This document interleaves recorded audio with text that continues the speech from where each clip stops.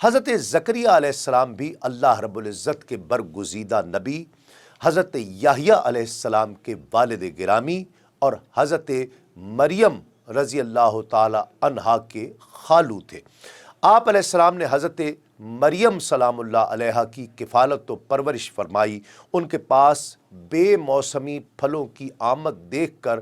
بارگاہ الہی میں اولاد کی دعا مانگی جو قبول ہوئی، اور آپ کو دعا کی قبولیت کے طور پر حضرت یحییٰ علیہ السلام کی صورت میں ایک عظیم فرزند عطا ہوئے۔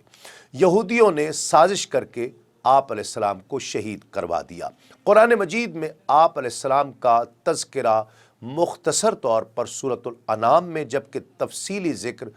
سورہ آل عمران، سورہ مریم اور سورۃ الانبیاء میں 3 جگہوں پر کیا گیا ہے۔ تورات میں حضرت زکریا علیہ السلام کی ولادت حضرت عیسیٰ علیہ السلام کی ولادت سے 500 سال قبل بیان کی گئی ہے، جبکہ قرآن مجید میں حضرت زکریا علیہ السلام کا ذکر ہے وہ حضرت عیسیٰ علیہ السلام کی والدہ، حضرت مریم علیہ السلام کے مربی اور حضرت یحییٰ علیہ السلام کے والد ماجد ہے۔ آپ علیہ السلام کا مبارک نام زکریا ہے۔ حافظ ابن کثیر نے بحوالہ ابن عساکر ان کا نسب نامہ اس طرح بیان کیا ہے کہ زکریا بن برخیا بن مسلم بن صدوق سے ہوتا ہوا حضرت سلیمان علیہ السلام بن حضرت داؤد علیہ السلام تک پہنچتا ہے، لیکن تاریخ مسعودی کے مطابق آپ علیہ السلام کا پورا نام زکریا بن ادق ہے۔ آپ حضرت داؤد علیہ السلام کی نسل اور یہودا کی اولاد میں سے ہیں۔ المعارف لابن قتیبہ میں آپ علیہ السلام کا تعارف ان الفاظ میں کروایا گیا ہے کہ حضرت زکریا اور حضرت عمران علیہ السلام دونوں ہم عصر تھے۔ زکریا علیہ السلام نے حضرت عمران کی بیٹی الیسا سے نکاح کیا تھا جو مریم علیہ السلام کی بہن تھی۔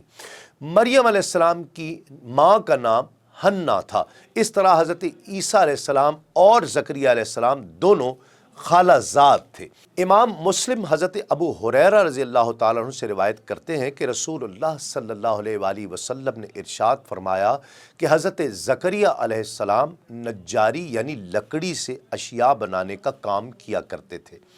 حضرت زکریا علیہ السلام انتہائی پرہیزگار تھے، متقی تھے۔ امام غزالی رحمۃ اللہ علیہ اپنی کتاب احیاء العلوم میں لکھتے ہیں کہ حضرت زکریا علیہ السلام اجرت پر کسی کی دیوار گارے سے بنا رہے تھے اور اس کے بدلے میں وہ آپ کو ایک روٹی پیش کرتا تھا، کیونکہ آپ علیہ السلام صرف اپنے ہاتھ کی کمائی سے ہی کھانا تناول فرماتے تھے۔ ایک مرتبہ کھانے کے دوران کچھ لوگ آپ کی بارگاہ میں حاضر ہوئے تو آپ نے انہیں کھانے کی دعوت نہ دی، یہاں تک کہ ان کے سامنے خود کھانا کھا کر فارغ ہو گئے۔ یہ دیکھ کر ان لوگوں کو آپ کے طرز عمل پر تعجب ہوا کہ انتہائی سخی اور زاہد پرہیزگار ہونے کے باوجود آپ نے ہمیں کھانے میں شریک ہونے کا کیوں نہیں کہا، اور یہ گمان کیا کہ اگر ہم ہی پہل کرتے ہوئے کھانا مانگ لیتے تو کیا اچھا رہتا۔ آپ علیہ السلام نے اپنے طرز عمل کی حکمت بیان کرتے ہوئے ان سے ارشاد فرمایا، میں ایک قوم کے یہاں اجرت پر کام کرتا ہوں اور وہ مجھے ایک روٹی اس لیے دیتے ہیں تاکہ میرے اندر ان کا کام کرنے کی طاقت پیدا ہو۔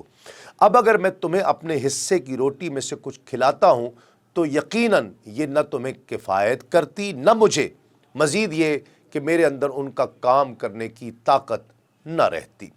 فتح القدیر میں ہے کہ انبیاء سابقین کی شریعت میں عبادت کا ایک طریقہ یہ بھی تھا کہ اپنی اولاد میں سے کسی ایک بچے کو دینی کاموں کے لیے وقف کر دیا جاتا تھا، اور پھر اس بچے سے دنیا کا کوئی کام، اپنا کوئی کام نہیں لیا کرتے تھے۔ حضرت عمران کی بیوی نے بھی منت مان لی اور کہا کہ اے میرے رب، میرے شکم میں جو بچہ ہے اسے میں نے تیری عبادت گاہ کی خدمت کے لیے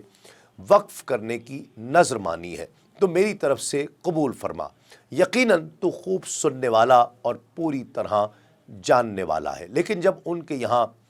بچی پیدا ہوئی تو کہنے لگیں، اے میرے پروردگار، مجھے تو اب لڑکی ہوئی ہے۔ ان کی اس گفتگو میں حسرت کا اظہار تھا اور عذر بھی تھا۔ حسرت اس طرح کہ میری امید کے برعکس لڑکی ہوئی، اور عذر یوں کہ نظر سے مقصود تو تیری رضا کے لیے ایک خدمتگار وقف کر دینا تھا، اور یہ کام تو مرد ہی زیادہ بہتر طریقے سے کر سکتا تھا، اب جو کچھ بھی ہے تو اسے جانتا ہے۔ شوہر حضرت عمران کا انتقال بچی کی ولادت سے پہلے ہی ہو چکا تھا۔ آپ نے اپنی بیٹی کا نام مریم رکھا اور فرمایا، اے اللہ، میں نے اس کا نام مریم رکھا ہے، میں اس کو اور اس کی اولاد کو شیطان مردود سے تیری پناہ میں دیتی ہوں۔ حدیث پاک میں ہے کہ جب بچہ پیدا ہوتا ہے تو شیطان اسے چھوتا ہے جس سے وہ چیختا ہے، لیکن اللہ رب العزت نے حضرت مریم علیہ السلام اور ان کے بیٹے حضرت عیسیٰ علیہ السلام کو شیطان کے چھونے تک سے محفوظ رکھا۔ تفسیر مدارک میں ہے کہ حضرت حنہ رضی اللہ تعالی عنہا نے ولادت کے بعد حضرت مریم کو ایک کپڑے میں لپیٹ کر بیت المقدس کے علماء کے سامنے پیش کر دیا تاکہ وہ انہیں اپنی کفالت میں لے لیں۔ ان علماء کو بہت معزز شمار کیا جاتا تھا۔ یہ علماء حضرت ہارون علیہ السلام کی اولاد میں سے تھے اور بیت المقدس کی خدمت پر باقاعدہ مقرر تھے۔ چونکہ حضرت مریم حضرت عمران کی بیٹی تھی جو ان علماء میں ممتاز تھے، اور ان کا خاندان بھی بنی اسرائیل میں بہت اعلیٰ اور علم والا خاندان تھا، اس لیے ان سب علماء نے، جن کی تعداد 27 بتائی جاتی ہے، حضرت مریم کو اپنی پرورش میں لینے میں رغبت ظاہر کی۔ حضرت زکریا علیہ السلام کا استدلال تھا کہ بچی کی ماں اور ان کی اہلیہ چونکہ سگی بہنیں ہیں، خالہ بمنزلت ماں کے ہوتی ہے، اس لیے بچی کی پرورش پر ان کا حق زیادہ ہے، تاہم دیگر افراد اس پر راضی نہ ہوئے تو قرعہ اندازی کا فیصلہ کر لیا گیا، جس پر تینوں بار قرعہ حضرت زکریا علیہ السلام ہی کے نام نکلا۔ یوں اللہ رب العزت نے آپ علیہ السلام کو حضرت مریم کا کفیل اور سرپرست بنا دیا۔ آپ علیہ السلام نے بڑے ذوق و شوق سے ان کی پرورش شروع کر دی۔ انہوں نے حضرت مریم سلام اللہ علیہا کو اپنے گھر ہی میں رکھا، لیکن جب وہ ذرا سمجھدار ہو گئیں تو انہیں مسجد سے متصل ایک حجرے میں منتقل کر دیا، جبکہ رات کو وہ اپنی خالہ ہی کے پاس آ کر سو جایا کرتی تھیں۔ تفسیر خازن میں ہے کہ اللہ رب العزت نے حضرت مریم سلام اللہ علیہ کو بہت عظمت عطا فرمائی۔ آپ کے پاس بے موسم کے پھل آتے جو جنت سے اترتے، اور حضرت مریم نے کسی عورت کا دودھ نہیں پیا۔ حضرت زکریا علیہ السلام جب حجرے سے باہر جاتے تو حفاظت کے نقطہ نظر سے باہر سے تالا لگا کر جایا کرتے، لیکن جب حضرت مریم کے پاس واپس جاتے تو وہاں بے موسم کے پھل پاتے۔ ایک مرتبہ آپ علیہ السلام نے حضرت مریم سے سوال کیا کہ یہ پھل تمہارے پاس کہاں سے آتا ہے؟ باہر تو تالا لگا ہوتا ہے۔ تو حضرت مریم علیہ السلام نے کم سنی کی عمر میں جواب دیا کہ یہ اللہ کی طرف سے ہے۔ جب حضرت مریم نے یہ کلام اس وقت کیا جب وہ پالنے یعنی جھولے میں پرورش پا رہی تھی، جیسا کہ ان کے فرزند حضرت عیسیٰ علیہ السلام نے بھی اسی حال میں کلام فرمایا تھا۔ حضرت زکریا علیہ السلام نے جب یہ دیکھا تو خیال فرمایا کہ جو پاک ذات حضرت مریم کو بے وقت، بے موسم اور بغیر کسی ظاہری سبب کے یہ پھل اور میوہ عطا فرمانے پر قادر ہے، وہ بے شک اس پر بھی قادر ہے کہ حضرت زکریا کی اہلیہ عیشا جو کہ بانجھ تھیں، جس کی وجہ سے وہ بے اولاد تھے، دونوں بوڑھے بھی ہو چکے تھے اور ظاہراً اولاد ہونے کے امکانات بھی ختم ہو چکے تھے، لیکن جب حضرت زکریا علیہ السلام نے بی بی مریم علیہ السلام کے پاس بے موسمی نہایت اعلیٰ قسم کے پھل دیکھے تو آپ کے ذہن میں خیال آیا کہ جب میرا رب بے موقع، بے موسمی پھل عطا کر سکتا ہے تو اس کے لیے اولاد دینا کیا مشکل ہو سکتا ہے۔ اولاد کی خواہش نے دعا کا روپ دھار کر رب کے حضور مانگنے کی ہمت پیدا کر دی، اور پھر بے اختیار ان کے لبوں پر یہ دعائیہ کلمات آ گئے۔ اس دعا کو قرآن مجید نے اس انداز سے بیان فرمایا، رب حب لی من لدنک ذریۃ طیبہ انک سمیع الدعاء، اے میرے رب مجھے اپنی بارگاہ سے پاکیزہ اولاد عطا فرما، بے شک تو ہی دعا سننے والا ہے۔ حضرت زکریا علیہ السلام کے دعا مانگنے کا پورا واقعہ کچھ اس طرح ہے کہ حضرت زکریا علیہ السلام کی عمر مبارک 75 سال یا 80 سال تک پہنچ چکی تھی، مگر آپ علیہ السلام کے پاس اولاد جیسی نعمت نہ تھی۔ آپ علیہ السلام کو اپنے رشتہ داروں میں سے بھی کوئی ایسا نیک صالح مرد نظر نہیں آتا تھا کہ جو آپ علیہ السلام کی وفات کے بعد اس قابل ہو کہ وہ آپ کا جانشین بنے اور اللہ رب العزت کی طرف سے جو دین کی خدمت آپ کے سپرد کی گئی ہے اس کو انجام دے سکے، بلکہ آپ کے کئی رشتہ دار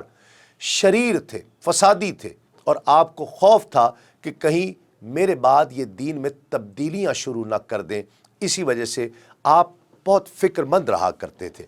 یہی احساس جب بہت زیادہ بڑھا تو بالآخر اللہ رب العزت کی بارگاہ میں دعا کے لیے ہاتھ اٹھا دیے اور اللہ رب العزت کی بارگاہ میں عرض کر دی کہ مجھے نیک صالح بیٹا عطا فرما جو تیرا بھی پسندیدہ ہو اور وہ میرے بعد میرا وارث بنے اور دین کی خدمت کرے۔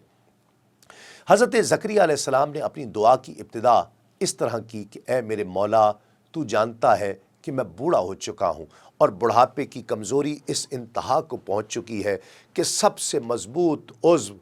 ہڈی میں کمزوری آ چکی ہے، اور جب یہ کمزور ہو چکی ہو تو باقی اعضاء کا حال محتاج بیان نہیں، اور میرے سر کے بال بھی سفید ہو چکے ہیں، اور اے میرے رب، آج سے پہلے تیری بارگاہ میں نے جو بھی دعائیں کی ہیں تو نے وہ قبول فرمائی ہیں، لہٰذا مجھے امید ہے کہ تو میری یہ دعا بھی قبول فرمائے گا۔ دین اسلام کے مختلف امور سے آگہی کے لیے ابھی سنو نیوز کا یوٹیوب چینل سبسکرائب کیجئے اور بیل آئیکن کا بٹن ضرور پریس کیجئے۔